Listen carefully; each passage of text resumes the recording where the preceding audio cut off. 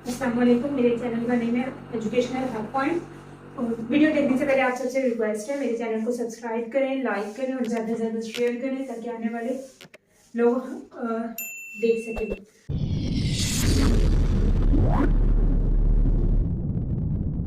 आज हम पढ़ेंगे ऑर्गेनोमेटालिक केमिस्ट्री के बारे में। ऑर्गेनोमेटालिक केमिस्ट्री के बारे में पढ़ने से पहले आपको मैं बताती जाऊँ, अगर आपके कोई भी क्यूरी है तो आप नीचे डिस्क्रिप्शन में फेसबुक का लिंक दिया गया है, आप वहाँ पे अपने क्वेश्चन को आप क्वेश्चंस कर सकते हैं और उनका आपको आंसर किया जाएगा।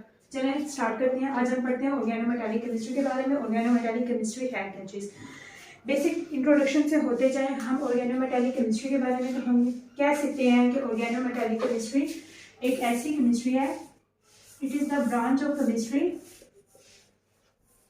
Organometallic chemistry it is the branch of chemistry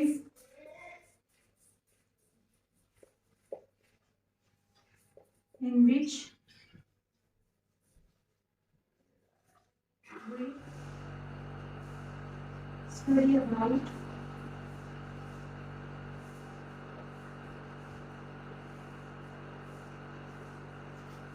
organometallic compounds। जी, ऑर्गेनोमेटालिक केमिस्ट्री एक ऐसी केमिस्ट्री की ब्रांच है जिसमें हम ऑर्गेनोमेटालिक कंपाउंड्स के बारे में पढ़ते हैं कि ऑर्गेनोमेटालिक कंपाउंड्स हैं क्या चीज़। ऑर्गेनोमेटालिक कंपाउंड्स के नोमेनक्लेचर को स्टडी करते हैं। ऑर्गेनोमेटालिक कंपाउंड्स के बारे में उनकी स्टडी, उनकी प्रॉपर्टीज, उनके फीचर्स, सब कुछ थ्रू आउट हम स्टडी करते हैं ऑर्गेनोमेटालिक केमिस्ट्री में। अब ऑर्गेनोमेटालिक केमिस्ट्री को स्टडी करने से पहले हमें पता होना चाहिए कि ऑर्गेनोमेटालिक कंपाउंड क्या चीज़ है। अब हम देखते हैं कि ऑर्गेनोमेटालिक कंपाउंड्स क्या हैं।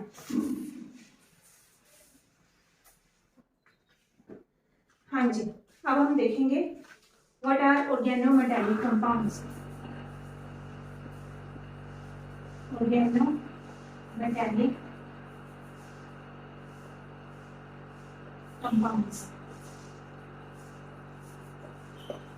हमें नहीं पता कि ऑर्गेनोमेटालिक कंपाउंड्स कौन से हैं। अगर हम बेसिक डेफिनेशन ऑर्गेनोमेटालिक कंपाउंड्स की देखें तो हम कहेंगे organometallic compounds, these are the compounds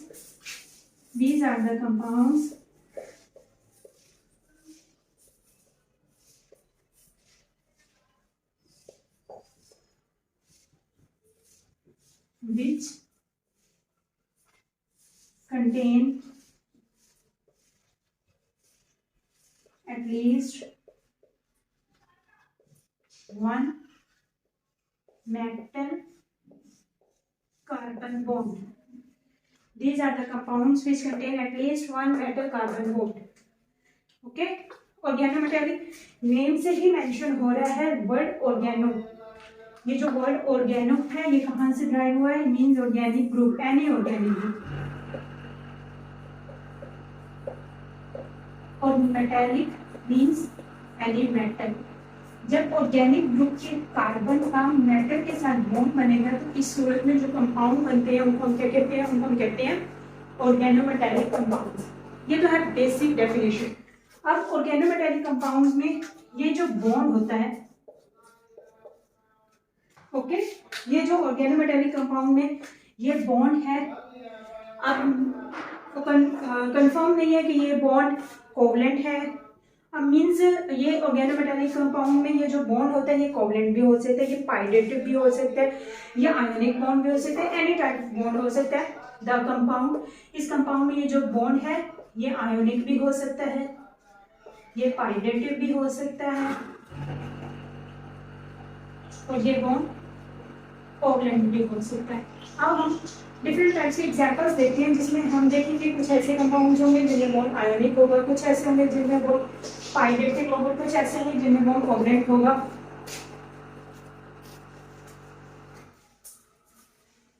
चलिए जब एग्जांपल्स हम देख लेते हैं कौन कौन से वाले कंपाउंड्स हैं जिनके अंदर, अगर हम एग्जांपल्स की बात करें ऑर्गेनोमेटालिक कंपाउंड्स की, मोस्ट कॉमन एग्जांपल है tetraethyl lead. Tetraethyl ethyl lead, tetra ethyl lead. अब एक बार हम इसके को देखें टेट्रा इथाइल लेड, तो इसके अंदर ये जितने भी बॉन्ड हैं ये सारे क्या हैं,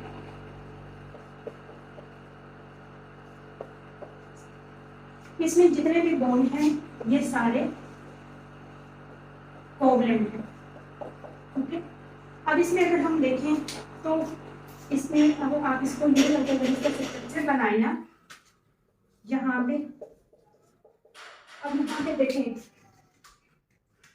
लेड मेटल है और ये कोई भी ऑर्गेनिक ग्रुप है, तो बॉन्ड ऑर्गेनिक ग्रुप के कार्बन और मेटल के दरमियान बन रहा है, मीन्स हमारा ये जो कंपाउंड है ये ऑर्गेनोमेटालिक है।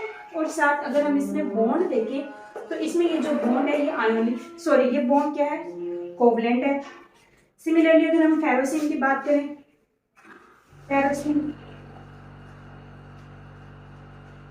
अगर हम फेरोसिन की बात करें तो इसमें जो बॉन्ड होता है फेरोसिन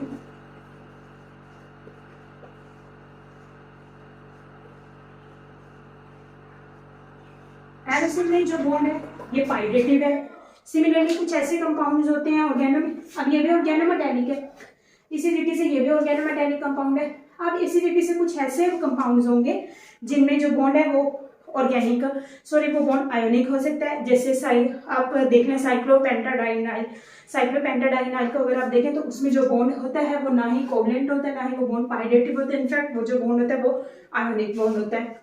ये तो था ब्रीफ, हमने देखा है कि ऑर्गेनोमेटालिक कंपाउंड्स की एग्जांपल्स हमने देखी है और हमने ऑर्गेनोमेटालिक की डेफिनेशन देखी है, हमने समझने की कोशिश की है कि ऑर्गेनोमेटालिक कंपाउंड्स है क्या।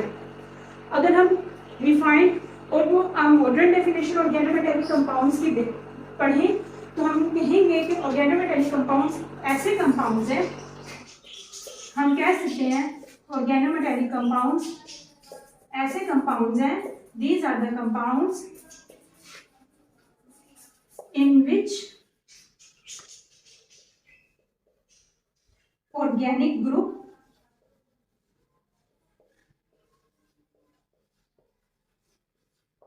is attached through carbon atom to the less electronegative atom। हाँ जी, अब अगर हम इस डेफिनेशन को देखें ऑर्गेनोमेटालिक कंपाउंड्स की तो हम कैसे कहेंगे कि ये क्या डेफिनेशन है। These are the compounds in which organic group is attached through carbon atom to the less electronegative atom। सबसे पहले आपको पता होना चाहिए लेस इलेक्ट्रोनेगेटिव एटम्स कौन से हैं। अगर आप पीरियोडिक टेबल में जाएं तो पीरियोडिक टेबल में ये पीरियोडिक टेबल में अगर हम जाएं तो यहाँ पे ये राइट साइड होती है और ये लेफ्ट साइड होती है। तो लेफ्ट साइड वाले जो एलिमेंट्स होते हैं उनको हम कहते हैं कि लीस्ट इलेक्ट्रोनेगेटिव होते हैं। जब हम लेफ्ट से राइट की तरफ मूव करते हैं तो हम कहते हैं कि इलेक्ट्रोनेगेटिविटी इंक्रीज हो रही है। तो यहाँ पे कहीं पे करके कार्बन रिलायन होता है। यहाँ पे ये लेफ्ट साइड है तो यहाँ पे सेंटर से थोड़ा उस साइड पे करके कार्बन है, तो कार्बन से इस साइड पे इलेक्ट्रोनेगेटिविटी कम है, इस साइड पे इलेक्ट्रोनेगेटिविटी ज्यादा है। तो जिस साइड पे इलेक्ट्रोनेगेटिविटी कम है वो ये है।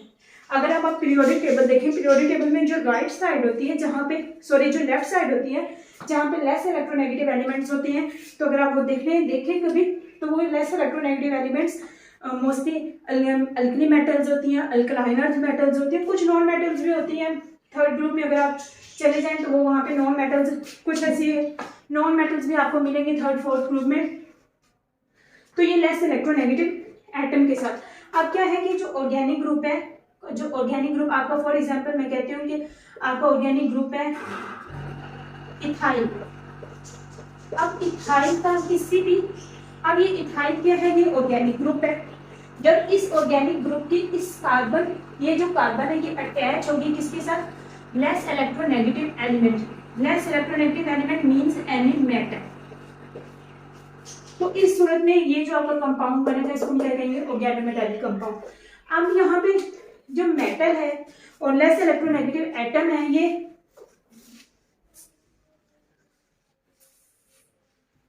ओके जी, ये जो लेस इलेक्ट्रोनेगेटिव एटम है आपका, less electronegative atom means less electronegative atoms means any metal और the metal may be alkali metal, it may be alkaline metals, it may be transition metals,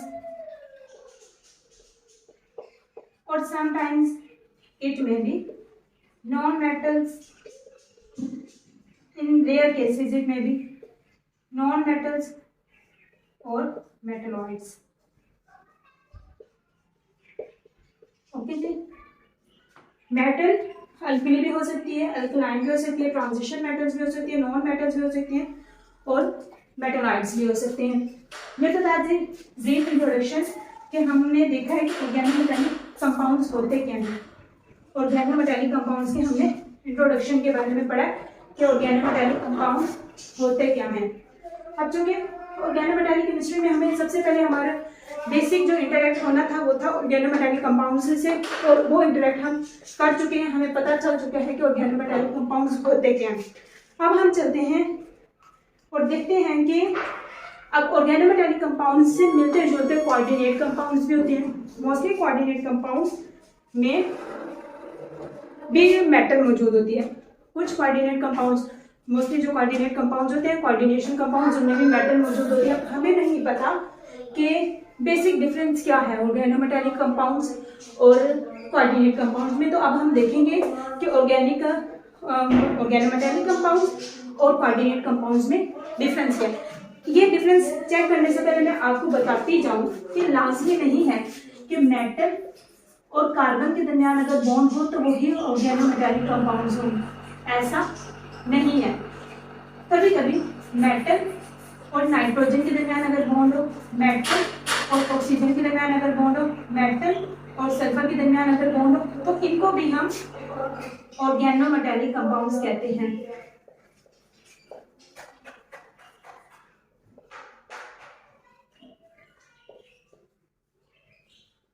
इनको भी हम ऑर्गेनोमेटेलिक कंपाउंड्स कहते हैं।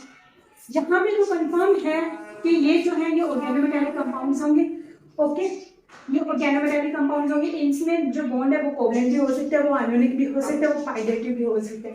लेकिन यहाँ पे कंडीशन है कि अगर आपका मेटल के साथ डायरेक्ट नाइट्रोजन अटैच है, मेटल के साथ डायरेक्ट ऑक्सीजन अटैच है, मेटल के साथ डायरेक्ट अगर सल्फर अटैच है, तो ये कंपाउंड्स ऑर्गेनोमेटेलिक हो भी सकते हैं और नहीं भी हो सकते। अब ये कंपाउंड्स ऑर्गेनोमेटेलिक कब होंगे और कब नहीं होंगे, ये हम ऑर्गेनोमेटेलिक कंपाउंड्स और कोऑर्डिनेट कंपाउंड्स के डिफरेंस में देखते हैं कि कब इनको हम ऑर्गेनोमेटेलिक कहेंगे और कब इनको हम कोऑर्डिनेट कंपाउंड्स कहेंगे। ये हम देखते हैं जी डिफरेंस में। चलिए हम यहाँ डिफरेंस देखते हैं। डिफरेंस किस किस चीज में डिफरेंस है हमारा? ऑर्गेनोमेटेलिक कंपाउंड्स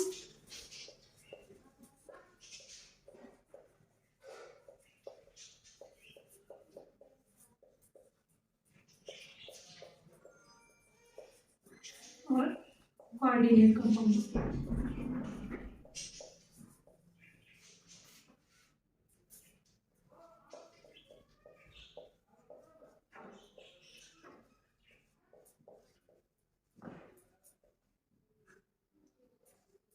ओके जी, अब हम इनमें डिफरेंस देखते हैं कि कब हम इसको कोऑर्डिनेट कंपाउंड्स कहेंगे, कब इनको ऑर्गेनोमेटेलिक कंपाउंड्स कहेंगे।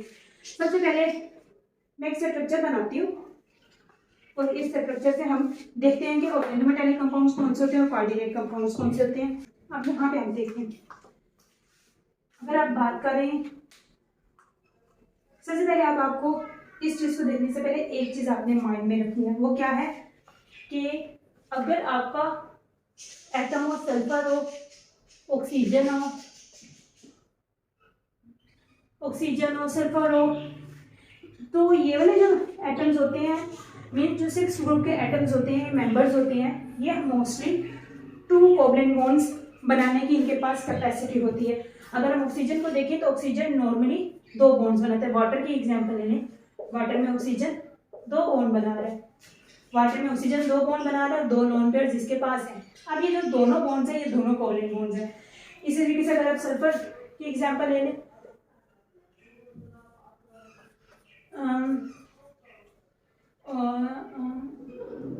ये तो इसमें ऑक्सीजन हमें के पास कैपेसिटी होती है कि ये 2 बॉन्ड्स मोस्टली बनाता है। इसी तरीके से जो सल्फर है, सल्फर के पास भी कैपेसिटी है कि मोस्टली नॉर्मली 2 कोवलेंट बॉन्ड्स बनाता है। अब अगर हम यहाँ पे देखें तो अगर यहाँ पे अब अगर हम देखेंगे ऑर्गेनोमेटेलिक कंपाउंड्स में अगर मेटल के साथ सल्फर अटैच है तो हमें देखना है कि जो सल्फर है वो कंपाउंड में कितने बॉन्ड बना रही है। एक सल्फर कंपाउंड में या एक सल्फर और या फिर एक ऑक्सीजन कंपाउंड में कितने बॉन्ड बना रही है। अब जैसे अगर हम यहाँ पे देखें तो एक सल्फर कंपाउंड में नॉर्मली 2 बॉन्ड्स बना रही है और जो दोनों बॉन्ड्स हैं वो दोनों बॉन्ड्स क्या हैं, कोवलेंट है। इसी तरीके से अगर हम इस साइड से देखें, यहाँ पे भी जो सल्फर है ये 2 बॉन्ड्स बना रही है और दोनों कंपाउंड्स कोवलेंट ही होंगे। लेकिन इसके ऑपोजिट अगर हम यहाँ पे आए, यहाँ पे सल्फर 2 बॉन्ड्स बना रही है। अब ये जो थर्ड इसका बॉन्ड होगा सल्फर का, ये कभी भी सिंपल कोवलेंट बॉन्ड नहीं होगा। इनफैक्ट ये जो बॉन्ड होगा ये कोऑर्डिनेट कोवलेंट बॉन्ड होगा। ये इसका जो बॉन्ड होगा ये कोऑर्डिनेट कोवलेंट बॉन्ड होगा। अब सल्फर का ये जो बॉन्ड मेटल के साथ है ये कोऑर्डिनेट कोवलेंट बॉन्ड है। अब इसी तरीके से अगर यहाँ पे सल्फर की जगह पे ऑक्सीजन हो तो ऑक्सीजन का भी डायरेक्ट मेटल के साथ जो बॉन्ड बन रहा है वो थर्ड बॉन्ड है। 2 बॉन्ड्स ऑक्सीजन ने पहले कोवलेंट बॉन्ड बनाया, थर्ड जो बॉन्ड होगा वो कोऑर्डिनेट कोवलेंट बॉन्ड होगा। तो ऐसी कंडीशन में हम ऐसे कंपाउंड को हम कहेंगे ये कंपाउंड कोऑर्डिनेट कंपाउंड है। लेकिन अगर हम यहाँ पे देखें सल्फर को डायरेक्ट रिमूव करके यहाँ पे अगर हम ऑक्सीजन को भी पुट कर दें तो यहाँ पे हम देखेंगे ऑक्सीजन भी सल्फर की तरह 2 बॉन्ड्स बना रहा है, एक मेटल के साथ और एक ऑर्गेनिक ग्रुप के साथ। अब जो भी यहाँ पे ऑक्सीजन भी 2 कोवलेंट बॉन्ड्स दोनों साइडों में बना रहा है, इस वजह से अब यहाँ पे ऑक्सीजन या फिर सल्फर थर्ड बॉन्ड जिसको हम कोऑर्डिनेट कोवलेंट बॉन्ड कहते हैं वो नहीं बना रहा। तो इस वजह से ऐसे कंपाउंड्स हम कहेंगे ये कंपाउंड्स हैं ऑर्गेनोमेटेलिक। तो इस तरीके से हमें पता चलेगा कि हमारा जो कंपाउंड है वो ऑर्गेनोमेटेलिक है या फिर कोऑर्डिनेट है। इसी तरीके से अगर हम एक और एग्जांपल ले लें, जैसे नाइट्रोजन है,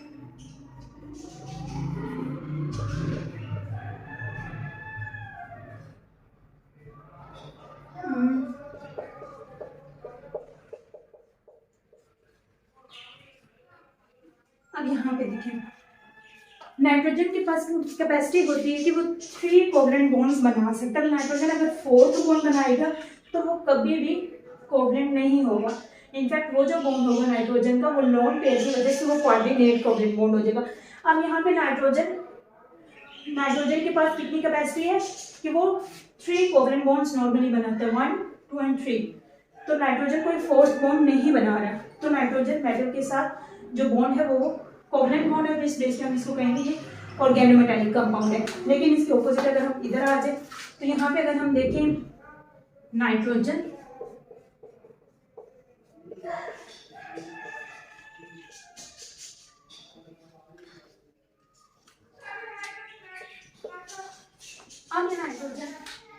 एक बॉन्ड ये, एक बॉन्ड ये, एक बॉन्ड ये, तीनों बॉन्ड्स कोवलेंट बॉन्ड्स है। लेकिन ये जो 4th बॉन्ड है नाइट्रोजन का मेटल के साथ ये कोऑर्डिनेट कोवलेंट बॉन्ड कंसीडर होगा और इस बेस पे हम कहेंगे कि ये जो हमारा कंपाउंड है ये क्या है, कोऑर्डिनेट कंपाउंड है।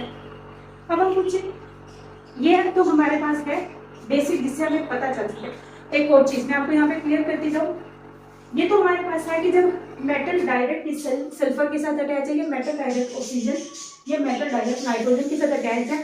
तो उस बेस पे हम इनको डिफरेंशिएट ऐसे कर सकते हैं कि जिसमें मेटल के साथ कोऑर्डिनेट कोवलेंट बॉन्ड बन रहा होगा वो कोऑर्डिनेट कंपाउंड्स होंगे, जिसमें मेटल के साथ कोवलेंट बॉन्ड बन रहा होगा वो ऑर्गेनोमेटेलिक कंपाउंड्स होंगे। लेकिन अगर कोई ऐसी कंडीशन आ जाती है जहाँ पे मेटल के साथ कार्बन भी अटैच है और मेटल के साथ सल्फर, ऑक्सीजन, नाइट्रोजन में से भी कोई एटम अटैच है, तो उस कंडीशन में सबसे पहले हम जो प्रेफरेंस उस कंपाउंड को देंगे वो किस बेस पे देंगे, वो मेटल और कार्बन के बेस पे देंगे। पहले हम देखेंगे आया कि मेटल के साथ डायरेक्ट कार्बन अटैच है या नहीं।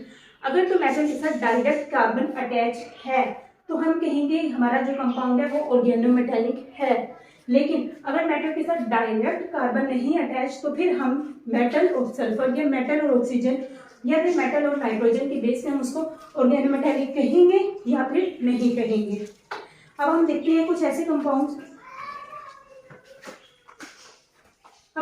कंपाउंड्स के बारे में देखते हैं जिनमें कार्बन भी है और साथ साथ सल्फर, नाइट्रोजन और ऑक्सीजन भी है।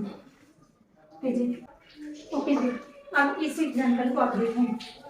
सबसे पहले अब हम देखेंगे ये सेंटर में हमारी मेटल है, ये सेंटर में हमारी मेटल है।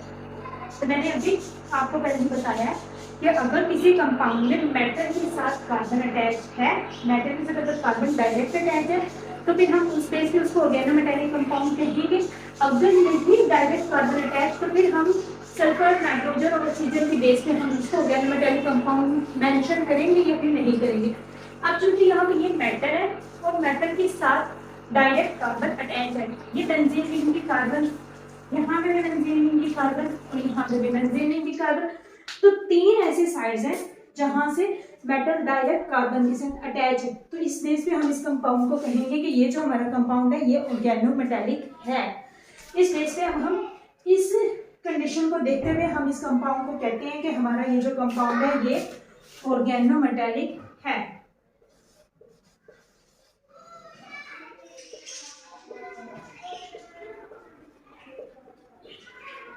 ये हमारा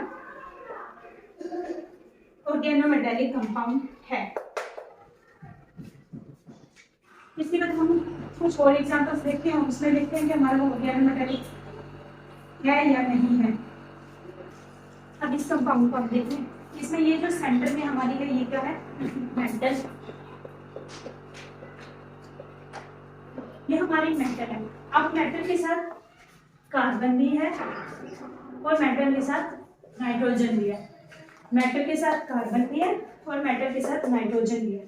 अब यहाँ पे हम किस बेस पे देखेंगे कि मेटल के साथ डायरेक्ट कार्बन अटैच है या फिर नहीं है। डायरेक्ट मेटल के साथ कार्बन अटैच है तो यहाँ से प्रूफ हो गया कि हमारा ये जो कंपाउंड है ये ऑर्गेनोमेटेलिक है।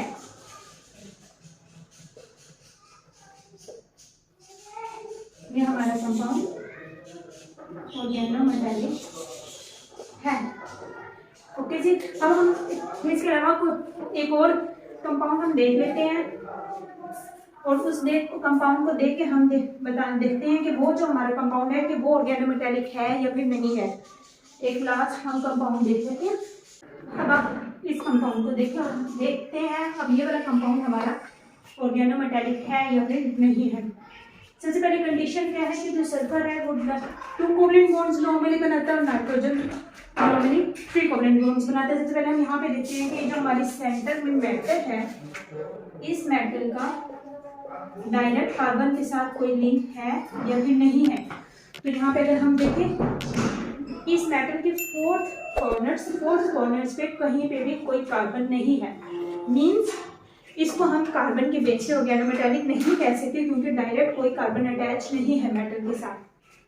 अब हम देखते हैं नाइट्रोजन के बेस पे। नाइट्रोजन नॉर्मली 3 कोवलेंट बॉन्ड्स बनाता है, तो यहाँ पे इस नाइट्रोजन को देखें, ये डायरेक्ट मेटल के साथ अटैच है, तो ये नाइट्रोजन 1 2 3 मीन्स ये नाइट्रोजन ऑलरेडी 3 कोवलेंट बॉन्ड बना रही है। थर्ड फोर्थ जो बॉन्ड नाइट्रोजन मेटल के साथ बना रही है ये कभी भी कोवलेंट नहीं है। और ये वाला बॉन्ड कौन सा होगा, कोऑर्डिनेट कोवलेंट बॉन्ड। इसी तरीके से अगर हम सल्फर को देखें, सल्फर ऑलरेडी 2 कोवलेंट बॉन्ड्स बना रहा है, तो थर्ड मेटल के साथ जिसका बॉन्ड होगा ये कभी भी कोवलेंट नहीं होगा, बल्कि ये वाला जो बॉन्ड है ये क्या है, कोऑर्डिनेट कोवलेंट बॉन्ड है। इसी तरीके से अगर हम इधर देखें, यहाँ पे भी सल्फर ऑलरेडी 2 कोवलेंट बॉन्ड्स बना रहा है। अब जो थर्ड इसका बॉन्ड होगा ये इसका बॉन्ड कभी भी कोवलेंट नहीं है, ये बॉन्ड कोऑर्डिनेट कोवलेंट बॉन्ड होगा। और इस तरीके से इस नाइट्रोजन को देखिए, ये नाइट्रोजन ऑलरेडी 3 कोवलेंट बॉन्ड्स बना रही है, तो और इस नाइट्रोजन का मेटल के साथ जो फोर्थ बॉन्ड है वो कोऑर्डिनेट कोवलेंट है। और इस बेस पे हम कहेंगे कि ये जो हमारा कंपाउंड है ये कंपाउंड ऑर्गेनोमेटेलिक नहीं है, रादर ये हमारा compound coordinate covalent bond coordinate compound है।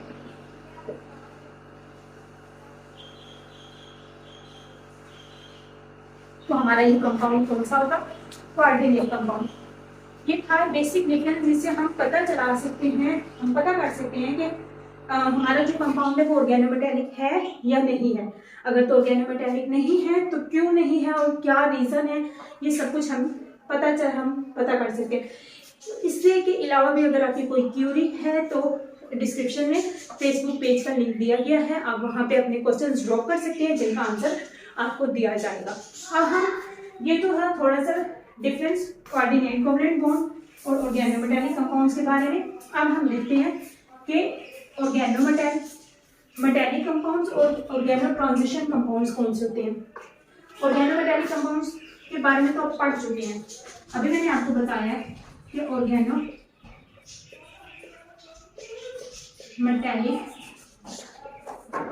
कंपाउंड्स, ये तो आपने अभी स्टडी किया है कि ऑर्गेनोमेटेलिक कंपाउंड्स कौन से कंपाउंड्स होते हैं जिनमें मेटल और कार्बन के दरमियान बॉन्ड होगा, ऐसे कंपाउंड्स हम ऑर्गेनोमेटेलिक कंपाउंड्स कहेंगे। सिमिलरली मेटल और नाइट्रोजन, मेटल ऑक्सीजन etc, ये तो चीज़ हम पढ़ चुके हैं। तो इसमें ऑर्गेनोमेटेलिक कंपाउंड्स के बारे में पढ़ चुके हैं। हमने ये भी पढ़ा है कि ये जो मेटल हो सकती है, अल्कली मेटल हो सकती है, ये ट्रांजिशन मेटल हो सकती है, ये सेमी मेटल हो सकती है, ये मेटलाइड्स भी हो सकती है। ओके, लेकिन अब हम देखते हैं कि ऑर्गेनो ट्रांजिशन कंपाउंड्स कौन से वाले हैं।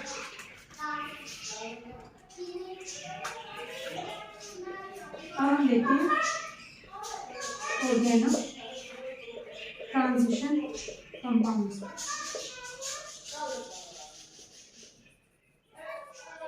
ऑर्गेनो ट्रांजिशन कंपाउंड्स के अगर हम डेफिनेशन देखें तो हम कह सकते हैं ये स्पेसिफिक कंपाउंड्स होते हैं। These are the compounds, these are the compounds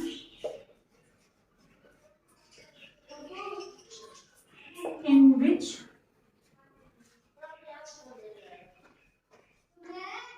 metal attached to carbon atom is any transition metal।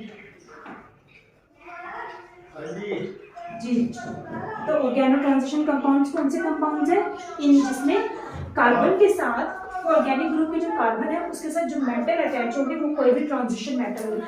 अब अगर सिंपली अगर हम कहें कि मेटल अल्कली मेटल है या वो नॉन मेटल है या मेटलाइज है तो वो सिंपल ऑर्गेनोमेटेलिक कंपाउंड्स होंगे। लेकिन अगर कार्बन के साथ अटैच मेटल मस्ट कोई ट्रांजिशन एलिमेंट है, मीन्स वो 3D से बिलोंग करती है, मीन्स 3D एलिमेंट्स है, 4D एलिमेंट्स है, etc। तो उस सूरत में हम कहेंगे कि ये ऐसे कंपाउंड्स क्या है, ऑर्गेनो ट्रांजिशन कंपाउंड्स। ऐसे कंपाउंड को ऑर्गेनो ट्रांजिशन कंपाउंड्स कहते हैं। तो इनको हम ऑर्गेनोमेटेलिक भी कह सकते हैं, स्पेसिफिकली इन कंपाउंड्स को हम ऑर्गेनो ट्रांजिशन कंपाउंड्स कहेंगे। अगर हम इसीलिए अगर हम एग्जांपल देखें, सिंपल एग्जांपल देखें ऑर्गेनो ट्रांजिशन कंपाउंड्स की,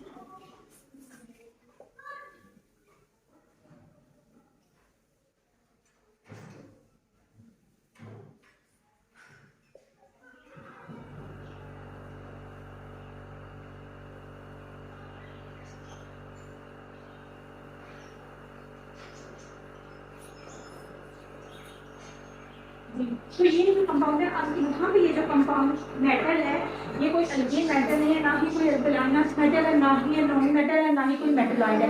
इनफैक्ट ये जो मेटल है ये ट्रांजिशन मेटल है, इस बेस पे कि ये अब है तो ये ऑर्गेनोमेटेलिक कंपाउंड। इसको हम ऑर्गेनोमेटेलिक इस वजह से कह रहे हैं क्योंकि यहाँ पे मेटल और यहाँ पे कार्बन का बॉन्ड है, इस बेस पे हम इसको ऑर्गेनोमेटेलिक कहेंगे। लेकिन स्पेसिफिकली हम इस कंपाउंड को कहेंगे, ये जो हमारा कंपाउंड है ये ऑर्गेनो ट्रांजिशन कंपाउंड है।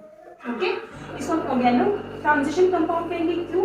क्योंकि सेंटर में मेटल जो अटैच है वो ट्रांजिशन मेटल है, इस बेस पे इसको ऑर्गेनो ट्रांजिशन कंपाउंड कहेंगे। जी, ये था आज का हमारा लेक्चर जिसमें हमने इंट्रोडक्शन पढ़ा है, डिफरेंस पढ़ा है ऑर्गेनोमेटेलिक कंपाउंड और कोऑर्डिनेशन कंपाउंड्स के दरमियान, और हमने देखा है कि ऑर्गेनोमेटेलिक कंपाउंड्स और ऑर्गेनो ट्रांजिशन कंपाउंड्स कौन से होते हैं, ये हमने आज स्टडी किया। Thanks for watching. Next video में इंशाल्लाह हम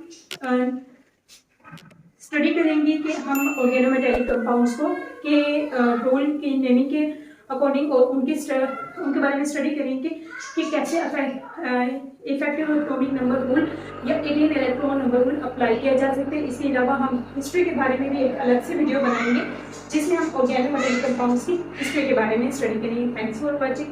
एट द एंड चैनल को सब्सक्राइब करें, लाइक करें, शेयर करें। अल्लाह हाफिज़।